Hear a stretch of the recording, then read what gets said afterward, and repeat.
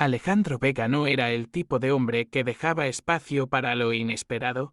A sus 42 años era CEO de una de las constructoras más grandes de América Latina y estaba rodeado de agendas minuciosamente controladas, contratos millonarios y decisiones frías que no admitían vacilaciones.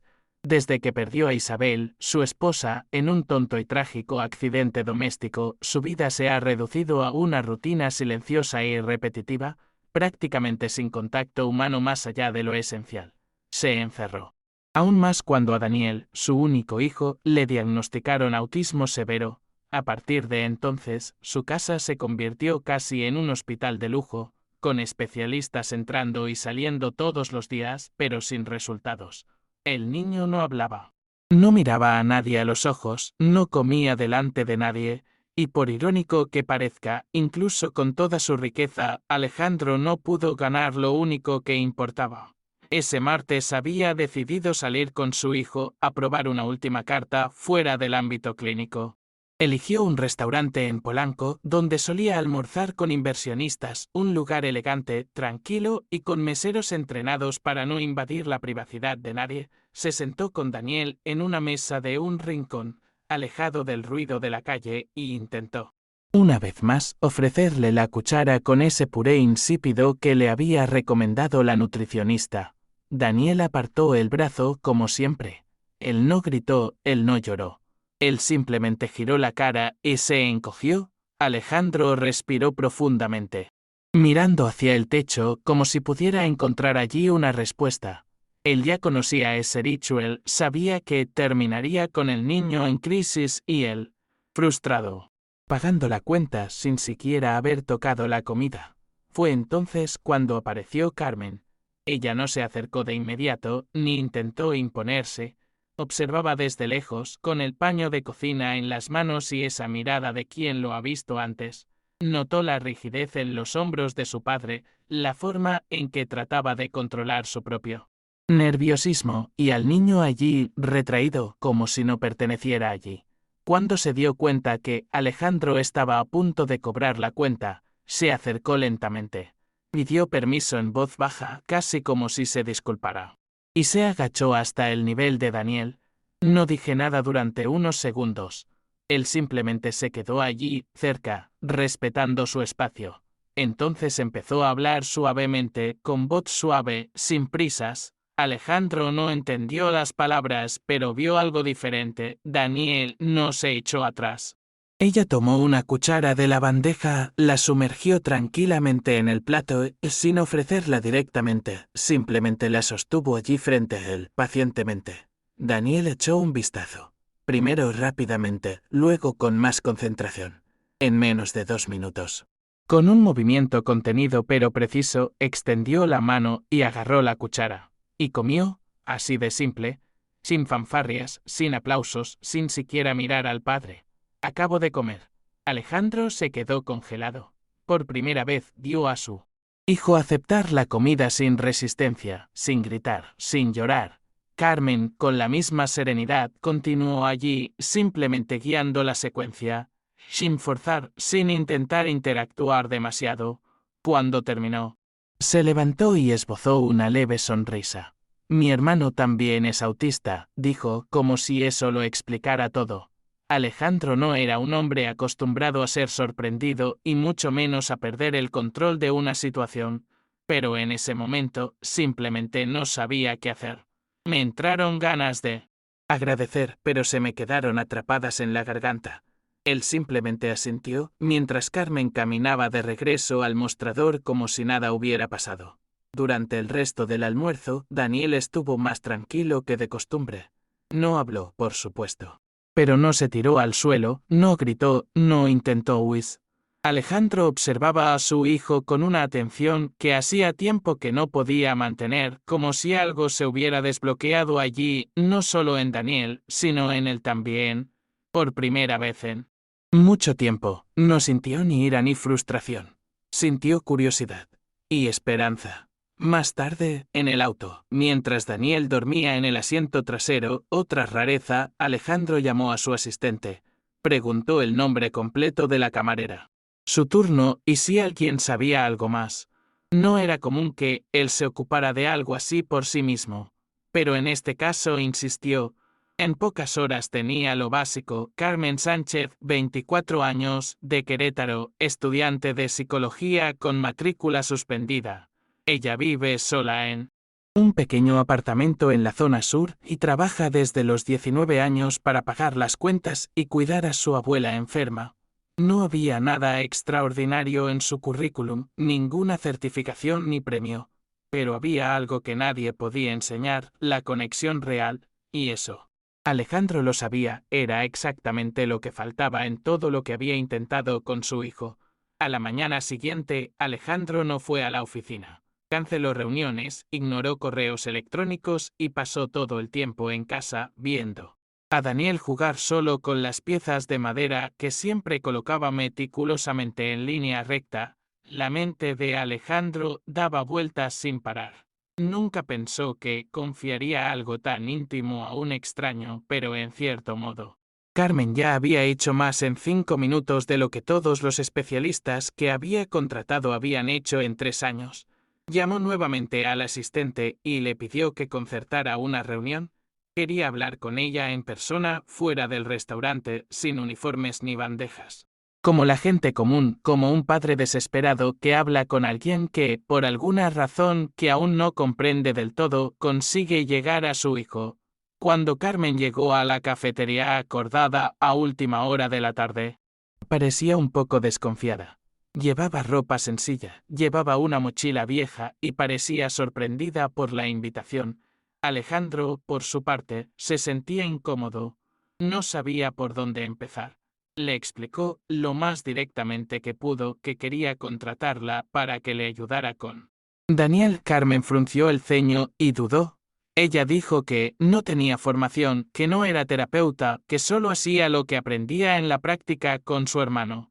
Pero Alejandro no quería un currículum. Quería exactamente lo que ella ya había demostrado: paciencia, escucha, presencia. Le ofreció un salario alto, muy por encima de lo que ganaba como camarera, así como total libertad para llevar a cabo sus interacciones con Daniel como ella considerara conveniente. Carmen pidió una noche para pensar. Él asintió, pero en el fondo ya sabía la respuesta. Al día siguiente, muy temprano, Carmen llamó para confirmar que aceptaba la propuesta. Llegó al apartamento de Alejandro con una pequeña mochila en la espalda y una expresión firme, como si supiera el tamaño de la responsabilidad, pero no dejara que el miedo la paralizara. Daniel estaba en la alfombra de la sala, organizando sus bloques. Cuando Carmen se inclinó y le dijo un simple hola, en ese tono tranquilo y sin prisas, él la miró, lo que, para alguien que lo conocía, ya era un gran gesto. Carmen no intentó interactuar demasiado. Se sentó a su lado, respetó el silencio y se quedó allí, observando. Alejandro observaba todo desde la cocina, con el corazón pesado. Era la primera vez que alguien entraba a ese espacio sin ser rechazado inmediatamente por Daniel. Durante las siguientes horas, Carmen le mostró a Alejandro algunas de las estrategias que utilizó con su hermano. Eran cosas sencillas, como respetar los límites de acercamiento, utilizar los objetos favoritos como puente de comunicación y, lo más importante, no insistir en el contacto visual si Daniel no lo quería. Ya está prestando atención, aunque no de la manera que esperamos, explicó en voz baja, casi susurrando. Alejandro escuchaba atentamente, pero aún tenía esa extraña sensación de estar aprendiendo algo tan fundamental de alguien tan joven. Fue una mezcla de gratitud y vergüenza. Vergüenza por haber gastado fortunas intentando soluciones que ignoraron lo más básico, ver al niño como un niño y no como un problema a resolver. La tarde transcurrió lentamente, con una especie de silencio que no era incómodo, sino lleno de significado. Daniel, poco a poco, comenzó a aceptar la presencia de Carmen como si ya fuera parte de ese mundo particular. Cuando ella le propuso jugar con plastilina, él no dudó en sentarse a su lado. No habló, no sonrió, pero extendió la mano para agarrar el color azul, su favorito, y eso fue suficiente para provocar en Alejandro una emoción que no podía nombrar. Se dio cuenta, allí mismo, de que nunca había visto a su hijo compartir nada con nadie. No se trataba solo de comer o seguir órdenes, se trataba de conexión, y Carmen lo había conseguido en apenas unas horas. Sin resultados prometedores, sin un currículum vitae destacable, solo con paciencia y presencia. Más tarde, Carmen pidió ver mejor la casa, especialmente la habitación de Daniel.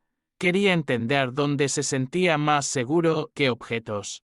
Tocaba más si había algún patrón de comportamiento durante el día. Alejandro, todavía un poco entumecido, abrió puertas y cajones, tratando de recordar detalles que nunca se había detenido a observar, por primera vez. Se dio cuenta de lo poco que sabía sobre los hábitos de su propio hijo. Era como si viviera en la misma casa que un extraño. Carmen escuchó todo sin juzgar. Él simplemente hacía preguntas específicas, tomaba notas mentales y sonreía cuando encontraba una pista, como el hecho de que Daniel siempre ponía sus coches de juguete debajo de la cama en lugar de en el estante donde Alejandro insistía en organizarlos. Al anochecer, Carmen se despidió con dulzura. Dijo que no quería entrometerse demasiado, pero que estaría disponible si Alejandro necesitaba ayuda nuevamente. Él simplemente asintió sin saber realmente cómo agradecerle. Era extraño que alguien acostumbrado a estar a cargo y controlar todo se sintiera tan vulnerable frente a un empleado del restaurante. Después de que ella se fue, Alejandro se quedó allí unos minutos mirando la puerta, como si algo hubiera quedado suspendido en el aire. En ese momento comprendió que había presenciado algo raro. No era solo que Daniel había comido, fue que, por primera vez, alguien miró al niño como era, y no como un problema a resolver. Más tarde, cuando ya estaba oscuro, Alejandro llevó a Daniel al dormitorio, esperando la resistencia habitual. Pero esta vez no hubo llanto. Daniel se acostó junto al osito de peluche que había ignorado durante meses, y aunque no habló, había una calma diferente en su rostro. Alejandro apagó la luz y se quedó allí durante largos minutos, observando. Fue como si algo se hubiera reorganizado dentro de la casa. Y tal vez dentro de él también. Aquella mujer, Carmen, había tocado algo que nadie, con todo el dinero del mundo, había podido alcanzar, el centro de un niño que hasta entonces parecía inalcanzable, y le afectó de una manera que ningún acuerdo de $1.000 millones podría hacerlo. A la mañana siguiente, Alejandro se despertó antes del despertador. No por trabajo ni por compromisos, sino porque algo dentro de él quería actuar. Llamó a su asistente, Marco, y le pidió que averiguara todo sobre Carmen Sánchez. En cuestión de minutos tenía más información de la que había imaginado. Edad, dirección, historial universitario, la historia de mi abuela enferma, mi hermano autista. También descubrió que Carmen había intentado, sin éxito, patentar un método de comunicación alternativo que ella misma había desarrollado a base de dibujos, objetos táctiles y sonidos repetitivos. Nada de esto formaba parte de ninguna metodología reconocida. Y quizá por eso nunca se había tomado en serio fuera de la universidad. Pero para Alejandro eso fue más que suficiente. Cuando llegó a la empresa ese día, Alejandro no habló con nadie. Se encerró en su oficina, ignoró las reuniones y abrió todos los correos electrónicos de Carmen a los que pudo acceder a través del contacto con la universidad. Vio presentaciones antiguas, textos inacabados, notas escaneadas. Parecía que todo había quedado atrás a toda prisa. Se quedó allí, absorto, como si estuviera descifrando un mapa olvidado, buscando algo que ni siquiera sabía cómo nombrar. Por primera vez en años, me involucré emocionalmente en algo que no era un objetivo comercial, un informe trimestral o un contrato. Era como si estuviera buscando un puente entre él y su hijo. Y Carmen, sin querer, había dejado que los primeros tablones de ese puente cayeran en su regazo. A última hora de la tarde, Alejandro fue él mismo al restaurante. No envió un chofer ni un asistente. Entró como cualquier cliente habitual, algo que no hacía desde hacía años. Carmen estaba allí, sirviendo una mesa cerca de la ventana. Ella lo reconoció inmediatamente, pero mantuvo una actitud profesional. Cuando él la llamó discretamente y le pidió que hablaran afuera durante unos minutos, ella dudó. Ella parecía sospechosa, quizás, incluso asustada. Pero él aceptó. Afuera, por encima del lejano ruido del tráfico de Polanco, Alejandro hablaba con una sinceridad que sorprendió incluso a él. Dijo que quería contratarla, no como camarera, sino como alguien que pudiera ayudar a Daniel. Quería entender lo que ella hizo el día anterior y más que eso, quería ver si estaría dispuesta a intentarlo de nuevo. Carmen se quedó en silencio por un rato. El tipo de silencio que no es de la falta de palabras, sino de alguien que intenta procesar algo que parece surrealista. No fue una conversación larga. Dijo que no era terapeuta, que no tenía una formación completa y que todo lo que sabía provenía de su experiencia con su hermano. Alejandro respondió que esto era más de lo que cualquier diploma le había proporcionado hasta la fecha. Prometió pensarlo, hablar con su abuela y darle una respuesta al día siguiente. Cuando regresó al restaurante, Alejandro se quedó allí parado unos minutos, viendo cómo las luces de la ciudad se encendían lentamente. Por primera vez en mucho tiempo no sentí ninguna prisa. Hubo un rayo de esperanza, donde antes solo había controles rutina. A la mañana siguiente, antes del horario laboral, Carmen llamó al número que Alejandro le había dejado. Su voz sonaba firme, pero había un deje de incertidumbre, como si todavía pensara que todo era algún tipo de error. Dijo que aceptaba, pero con una condición: quería seguir cuidando a su abuela y, si era posible, visitar a su hermano en el campo una vez al mes. Alejandro aceptó sin dudarlo.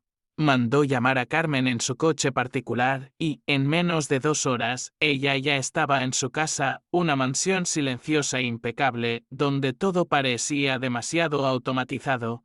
Daniel estaba en la habitación, como de costumbre, sentado en un rincón, jugando con la costura de una almohada, su refugio sensorial favorito.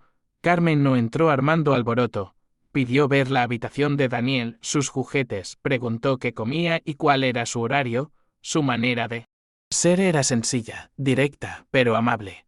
Ella le habló a Daniel como si fuera un niño normal, sin compasión ni caso clínico. Poco a poco se fue sentando en el suelo con él, ofreciéndole una cucharada del mismo puré de patatas del día anterior. Daniel no lo aceptó de inmediato, pero tampoco se alejó. El clima era diferente. Alejandro observaba desde lejos, parado en la puerta, sin saber exactamente dónde poner las manos. Era la primera vez que alguien lograba entrar a ese espacio sin ser expulsado por las impredecibles reacciones del hijo.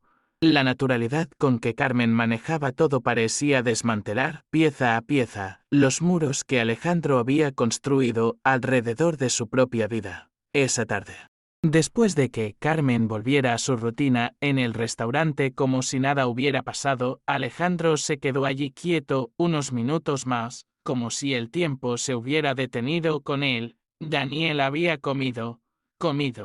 Y más que eso, no lloró, no se quejó, no rechazó la cuchara. Fue una escena breve, casi silenciosa, pero resonó en la cabeza de Alejandro como un trueno apagado. Condujo a casa en silencio, conduciendo lentamente, mirando a su hijo por el espejo retrovisor. Daniel miró por la ventana como siempre lo hacía, en completo silencio. Pero algo parecía diferente. No al chico era la misma mirada distante, sino a Alejandro. Por primera vez en mucho tiempo, no sentía ese nudo apretado en el pecho. Más tarde, cuando Daniel se quedó dormido en el sofá, envuelto en la misma manta que usaba desde bebé, Alejandro se quedó allí, de pie en el umbral de la puerta de la sala, sin saber si entrar o dejar que ese momento existiera solo. Era raro verlo dormir así, sin necesidad de ruidos específicos ni del meticuloso ritual que siempre precedía la hora de acostarse. Él parecía tranquilo.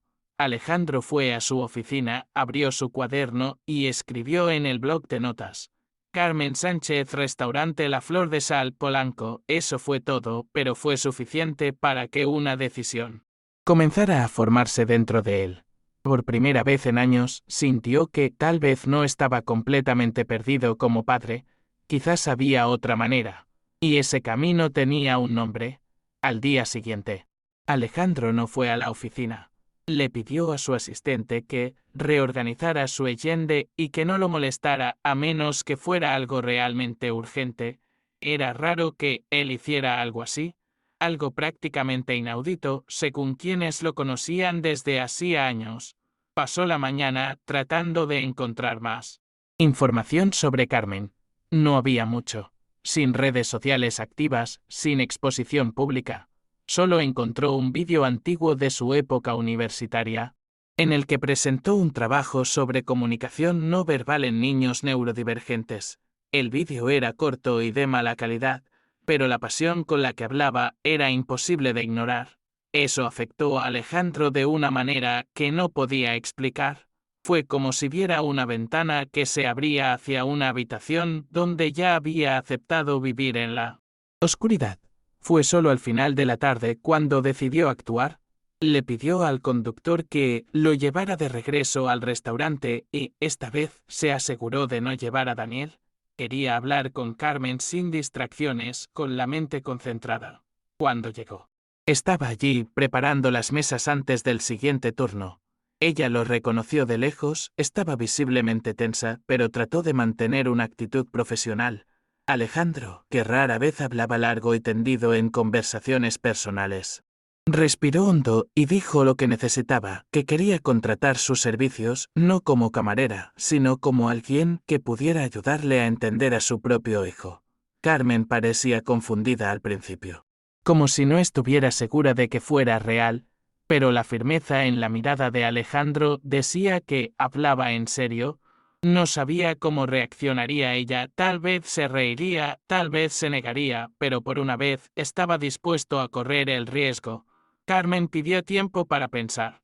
No era el tipo de propuesta que alguien aceptaría de inmediato, especialmente si viniera de un extraño rico que aparece de la nada ofreciendo una oportunidad de cambiar tu vida.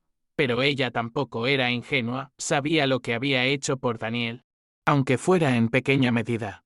En el fondo, siempre creyó en lo que había aprendido de su hermano y de años de observación silenciosa. Esa noche, en casa, releyó sus viejos apuntes, sus cuadernos de la universidad, las cartas de su hermano cuando era más joven. Pensó en su abuela, ya fallecida, y en lo orgullosa que habría estado de verla allí, siendo reconocida no por un diploma, sino por la humanidad que nunca dejó de cultivar. Al día siguiente, Carmen apareció en la oficina de Alejandro. Vestida sencillamente y con un viejo cuaderno en las manos, él simplemente dijo, puedo intentarlo, pero tendrá que ser a su manera, no a la tuya. Él asintió. La rutina de Alejandro y Daniel cambió más de lo que imaginaba. Carmen no impuso métodos, observó, esperó. Conectó con pequeños gestos, con detalles que Alejandro nunca había notado. Cosas sencillas, como la forma en que Daniel alineaba sus juguetes o cómo arrugaba la nariz cuando olía un perfume fuerte. Alejandro empezó a notar que su hijo decía cosas sin hablar. Comenzó a supervisar más de cerca las sesiones que Carmen tenía con el niño, incluso cuando ella le decía que podía irse. Quería entenderlo todo. Yo quería aprender. Y poco a poco, el imperio de su vida comenzó a reestructurarse. No a través de las finanzas, sino a través del afecto. Fue un proceso lento, lleno de silencios, pero había presencia allí, por primera vez. Una presencia real. Carmen no hacía milagros. Ella solo escuchaba lo que nadie más tenía paciencia de oír. En la tercera semana ocurrió algo que Alejandro nunca olvidaría. Estaban en el jardín de la casa. Carmen sentada en el césped con Daniel, mostrándole hojas y pequeñas piedras. Alejandro observaba desde lejos, ya acostumbrado a ese sencillo ritual. De repente, Daniel se levantó, caminó hacia su padre, sin decir palabra, apoyó la frente en su pierna. No fue un abrazo. No fue un gesto aprendido. Pero para Alejandro fue como si su hijo hubiera dicho todo lo que había esperado escuchar durante años. Carmen, desde lejos, se limitó a sonreír. Para ella no fue ninguna sorpresa. Alejandro, sin embargo, sintió que el mundo se detenía por un momento. Esto fue más poderoso que cualquier contrato firmado, más valioso que cualquier victoria corporativa. Por primera vez sintió que su propio hijo lo veía. Hoy, Alejandro no sabría cómo explicar exactamente qué cambió. Quizás fue Carmen. Con su escucha sincera y su falta de prisa, quizás fue Daniel quien en su momento decidió abrir una grieta, o tal vez fue él mismo al darse cuenta de que no podía controlarlo todo con dinero o estrategias. Lo que sí sabe es que ese día, en un restaurante cualquiera, algo se rompió en su interior o tal vez se abrió. Carmen sigue presente en sus vidas. Ya no como consultora, sino como parte de su rutina. Daniel todavía no habla, pero ahora se comunica. Alejandro todavía tiene sus momentos de rigidez. Pero ahora sabe cuándo parar y simplemente sentarse junto a su hijo. No todo está resuelto, ni siquiera es necesario que lo sea. Pero ahora hay algo allí que nunca hubo antes, un camino.